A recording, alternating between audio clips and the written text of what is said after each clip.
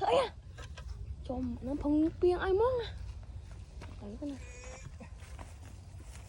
này thấy không không thay cái pha không tàu giao đẹp thành công thấy à hả thấy đây lực piên này chọn chui lực anh chứ nha piên ai như nè hãy cho như thế nào trồng cái đồng chai piên ấy nha đây kia là đất đại trường anh chơi piên ai mến hả piên ai nha hãy phong như thế nào anh chắc kì miền nè con bó piên ấy mới đó nghe anh mới lực mấy đuôi nhám nè anh chả đi anh chả mền tên vô lên anh da mền tên phong thế nào mà tao hào lý thân tao thân nó nè không ơi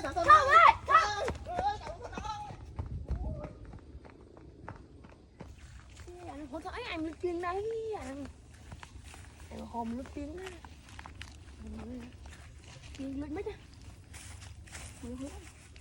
trông nó chẹp con mẹ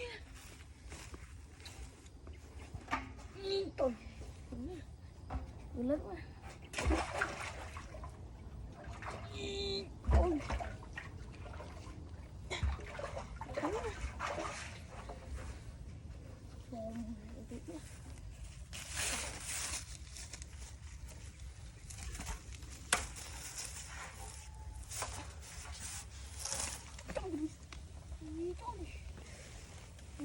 chọc bạn ca chọc trời mà thưa ơi coi kìa anh ơi anh có đây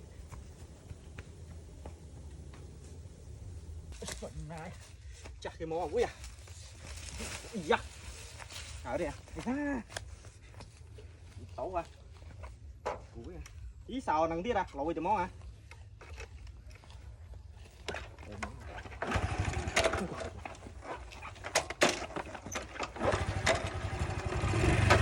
ôi ôi ai à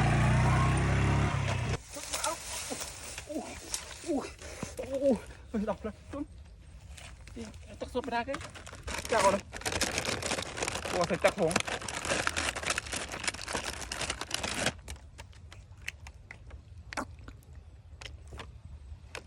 ui anh em mà tam anh ở đâu ý từ mình tàu anh thì mấy từ trời à đâu vô tàu anh máu trời nó chào lên tàu anh ui một chương dùm cho anh tới nè, dùm cho anh tới nè. Cho tiếng này, bên tiếng anh nhá mấy nhá. Ê anh dùm cho anh tới nè. Lấy được khoản này dùm cho anh tới nè. Tao anh. Tao anh à. Ê chặt tiếng anh như vậy luôn mình. Anh mới tao bạn lui lại rồi lại dùm cho anh máu nè, dùm cho anh máu. Ở đây anh dùm cho anh nè.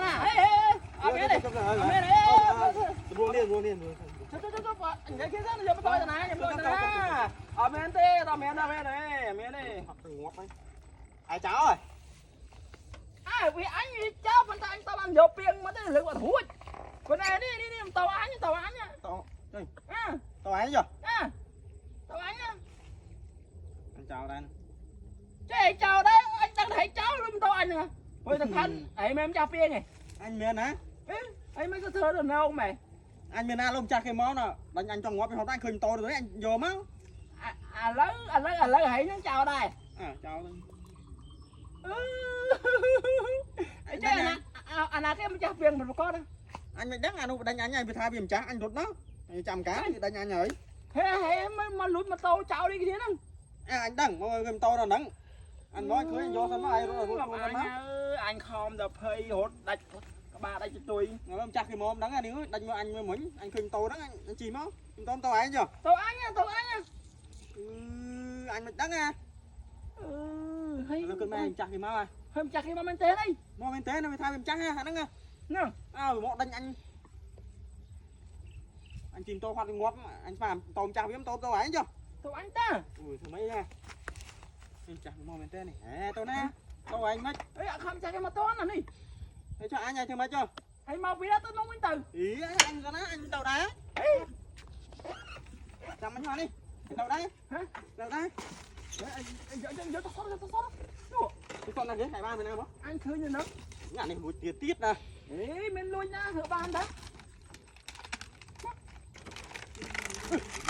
một đi. Thôi, thôi, thôi, thôi, thôi.